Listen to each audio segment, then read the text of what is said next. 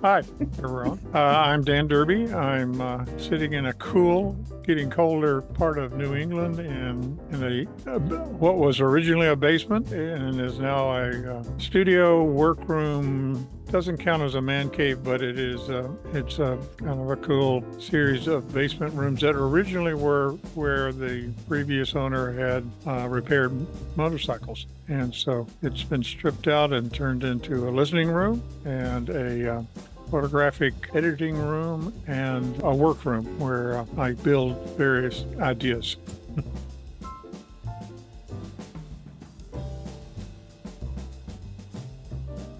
I don't know that I can. I don't know that I have a style. There are styles that I admire and have always been, or at least since I went to design school, always been things that I've gone back to on a regular basis, particularly in the early years while in school and not long after. There were sort of three loci for design. There was the Bauhaus people out of Germany, well, for the most part. Was pre-war, who set the clean, kind of what would be now called the 60s modern look. And following that, the Scandinavians became popular, and it's always kind of reminded me of the next generation of the Bauhaus. And then after the war, and that happened after the war, and then as Japan recovered, the classic Japanese aesthetic kind of got updated, and that became a look. Those are things that I admire. I don't think I have a style.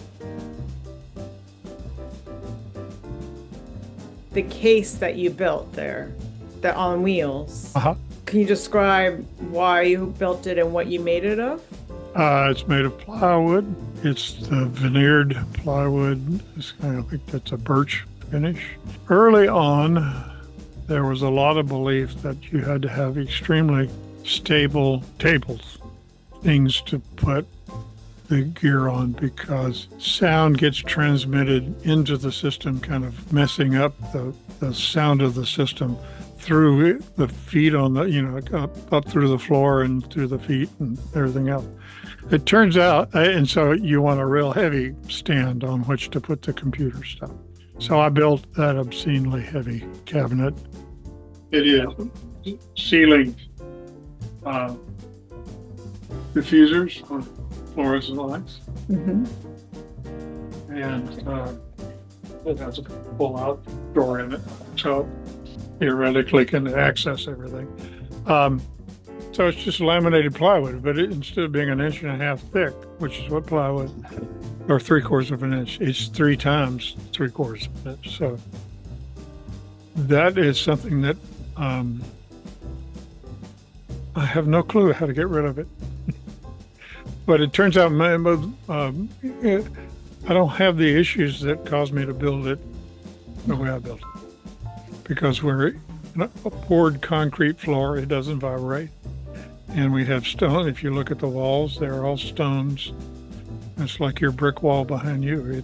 It's Solid. gorgeous looking, and they don't vibrate. So the only thing that vibrates is the ceiling. So I just don't listen to music when there are people walking across my ceiling. Mm-hmm.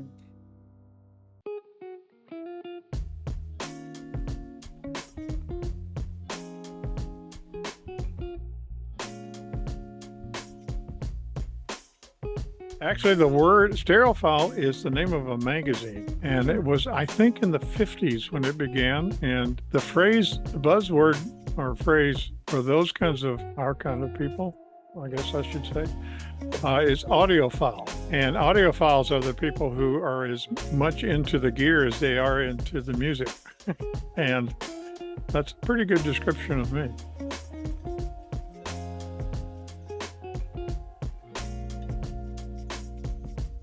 That has been a hobby of mine since I could afford it. So basically, when I started working full time, I began messing with it. And with this room, I kind of designed this part of this room around that function.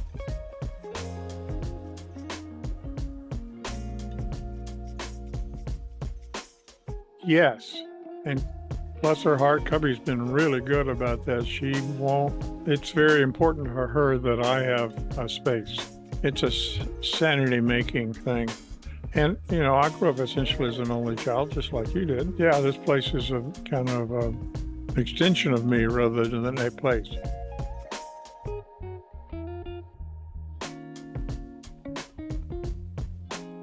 I'm down. I've been trying to clear that collection out, and so I'm probably down to under 1,000.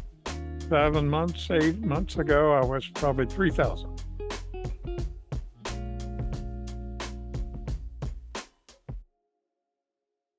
Most speakers using normal technology sound best if the tweeter is at ear level.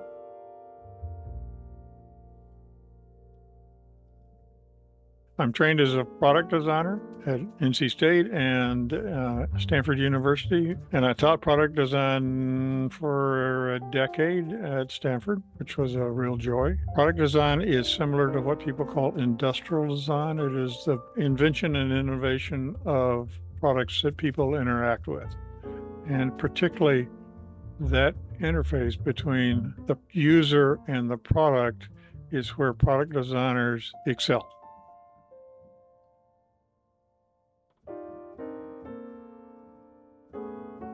$100 for that bike, and it fell apart.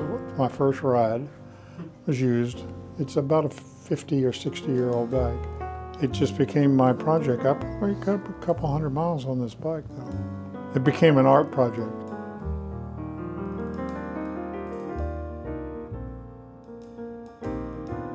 And then you built this railing now. Was it to lean? Exactly. But I can't do it with these up here now.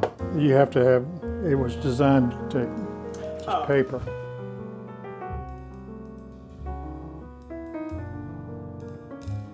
I have moved towards doing fine art photography almost exclusively. Over a decade ago, I networked my way into meeting some of the people in the arts community, particularly the performing arts community in this area of New England. Found a mentor who gave me access to her theater and her casts and her productions, and I have done thousands of image captures of productions, particularly in a rehearsal. And they get to use them. It's all pro bono work, or almost all pro bono work. They get to use them in their productions. One of the local theaters has their lobby decorated with my imagery, which I'm real pleased with.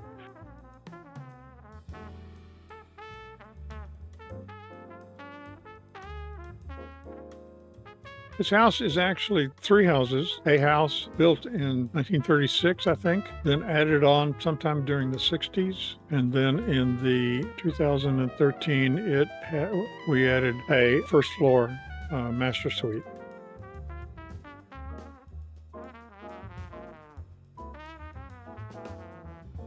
So this is one that I'm going to try to replicate, but with... You're going to try and shoot it again? Not that one. That's a, what do they call them? The Mexican tomato, tamalito. Oh, I see replicate, but with this. I'm going to do a series, and this is my next one. Is that cool or what? Is that beautiful? I know. So the series is going to be like this, and I may have to do them horizontal. Yeah, I see them as kitchen decorations. If you had a really nice kitchen, but I think they ought to be vertical. To fit the space. That they would be more usable as a space. These are all high value. Like a good copy, and they're also duplicates. Where is it? Oh, there it is. So a good copy of that is probably worth over $1,000. Is yours a good copy? No. And I have two copies. It's the White Album. I mean, I've actually seen pictures of ones that are sold for $30,000 because they were the first issue. They only did a couple hundred because the Beatles were kind of just on their up.